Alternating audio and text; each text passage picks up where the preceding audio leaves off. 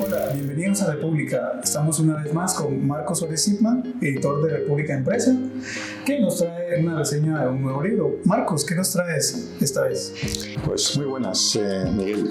En esta ocasión vamos a reseñar este libro, Nuestro futuro manifiesto verde para América Latina y el Caribe.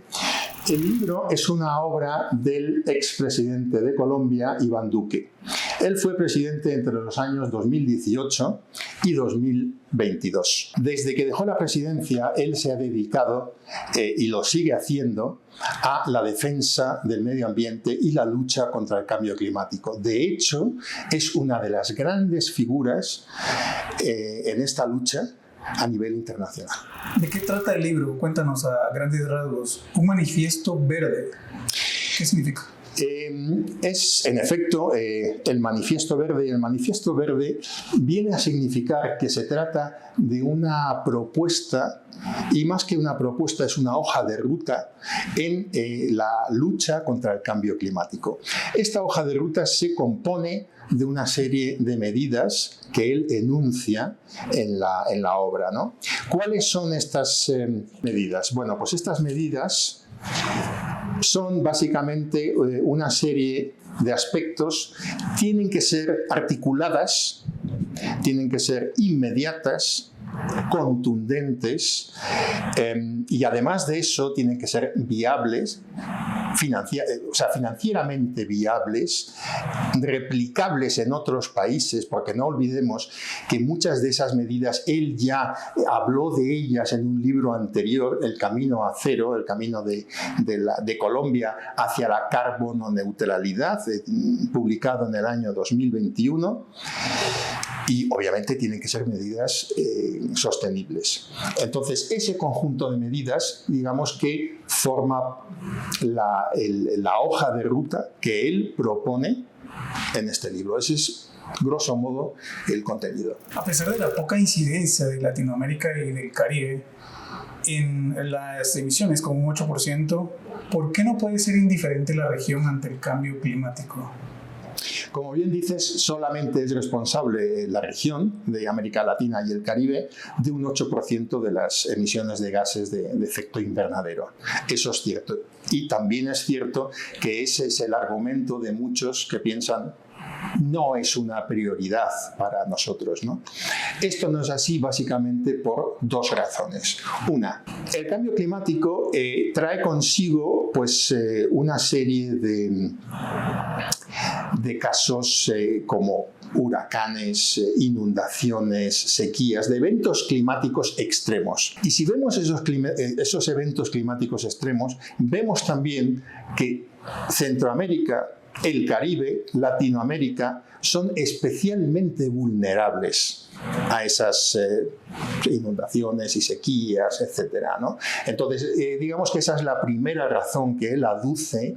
Sudamérica no solamente tiene que participar en esa lucha contra el cambio climático, sino liderarla. Y aquí entramos ya en la segunda razón. Latinoamérica es responsable de tiene, mejor dicho, una gran parte de los recursos naturales. La mayor parte del agua disponible, del agua dulce, está aquí.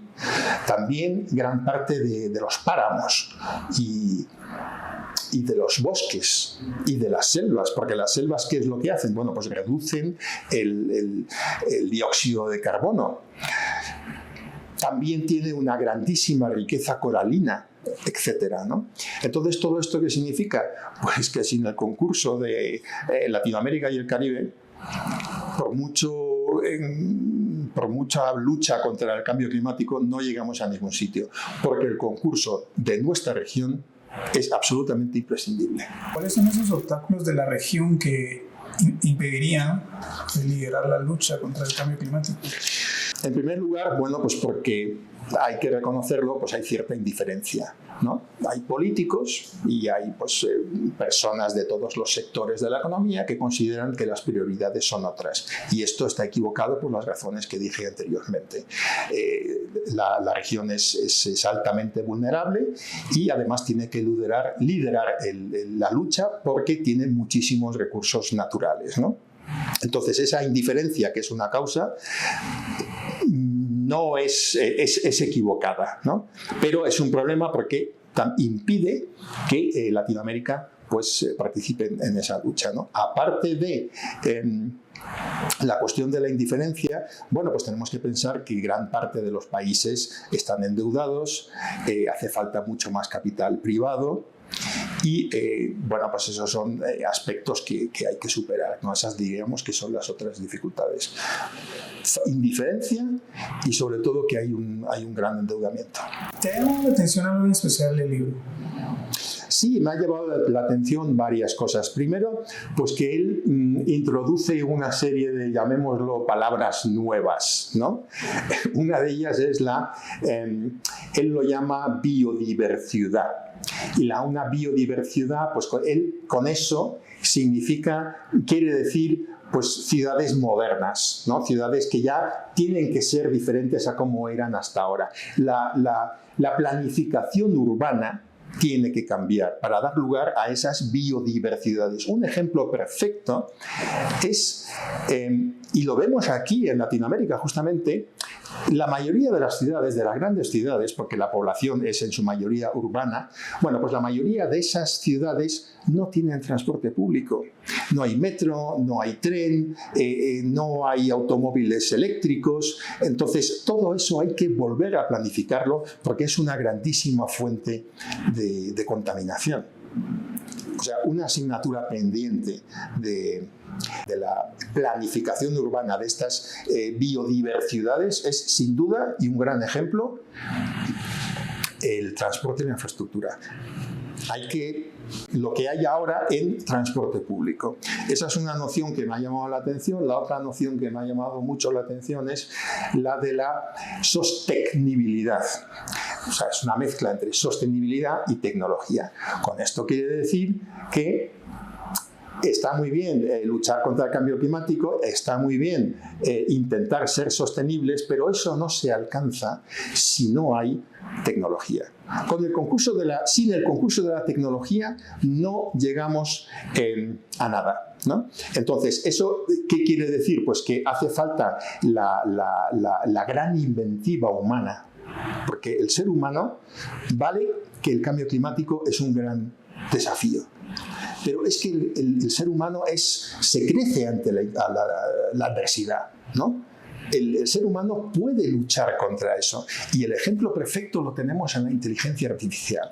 La inteligencia artificial es un campo tan amplio que tiene tanto futuro que nosotros ahora mismo no tenemos ni idea de lo que se puede llegar a hacer con eso. Ahora vemos que, bueno, efectivamente, con eso podemos luchar, podemos reducir el consumo de energía. Pero se pueden hacer muchísimas más cosas, ¿no? Es un elemento capital dentro de la sostenibilidad. El ejemplo es la inteligencia artificial. Esas son dos cosas que me han llamado la atención. Otra cosa que me ha llamado mucho la atención es que él habla de lo que venimos llamando los migrantes climáticos. Hasta ahora, las personas, ¿por qué migraban? Pues aquí, por ejemplo, en Guatemala, bueno, pues el conflicto armado, ¿no? Mucha gente dice, no, yo no puedo estar aquí porque mi vida corre peligro o la vida y la salud de los míos. Entonces se iban hacia el norte, ¿no? Eso ahora, de eso hay menos, pero de lo que hay más son personas afectadas por el cambio climático en el sentido de que sufren sequías, inundaciones, huracanes, etc. Entonces su sustento aquí en Guatemala corre peligro y esos son los que llamamos los migrantes climáticos. A nivel mundial hay cada vez más, o sea, hay millones y cada vez habrá más de migrantes climáticos que huyen hacia el norte, donde esos eventos climáticos extremos no son tan frecuentes como aquí, ¿no? Esa, digamos, que es una tercera cuestión, una tercera noción que me ha llamado la atención, porque también hay que tener en cuenta que la sostenibilidad no es solamente bueno, pues luchar por el medio ambiente, porque es un tema muy de moda, es muy bonito y tal, ¿no? Es que también tiene su componente social. Y esto quiere decir que los más afectados son los más pobres.